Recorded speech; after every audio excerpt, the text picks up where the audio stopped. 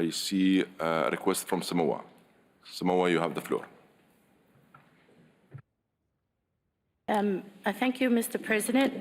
First of all, let me thank you and your team, as well as the Secretariat, for all your hard work.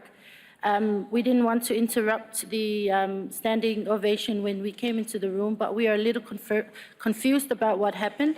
It seems that you just gavelled the decisions and the small island developing states were not in the room.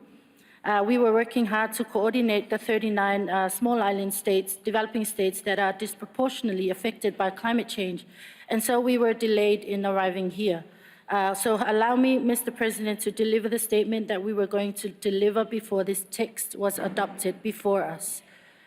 EOSIS at the beginning of this COP had one objective: to ensure that 1.5 is safeguarded in a meaningful way. Our leaders and ministers have been clear. We cannot afford to return to our islands with the message that this process has failed us. This first GSD is of particular significance. It is the only GSD that matters for ensuring that we can still limit global warming to 1.5 degrees. The draft text you have presented to us contains many good elements. We see strong references to the science, complemented by a clear runway with milestones for strengthening party efforts to prepare and submit enhanced NDCs through to 2025. We also welcome the establishment of the Technology Implementation Program. These elements are important. The questions we have considered as the Alliance of Small Island States is whether they are enough. Zoning in on paragraph 26 and 29 of this decision, we have come to the conclusion that the course correction that is needed has not been secured. We have made an incremental advancement over business as usual, when what we really needed is an exponential step change in our actions and support. Mr. President, in paragraph 26, we do not see any commitment or even an invitation from parties to peak emissions by 2025. We reference the science throughout the text and even in this paragraph, but then we refrain from an agreement to take the relevant action in order to act in line with what the science says we have to do. It is not enough for us to reference the science and then make agreements that ignore what the science is telling us we need to do. This is not an approach that we should be asked to defend. Mr. President, on paragraph 28, we are exceptionally concerned that this does not do what we need. In subpara 28D, the exclusive focus on energy systems is disappointing. We are concerned that paragraphs 28E and H potentially take us backward rather than forward. In subpara E, we are being asked to endorse technologies that could result in actions that undermine our efforts.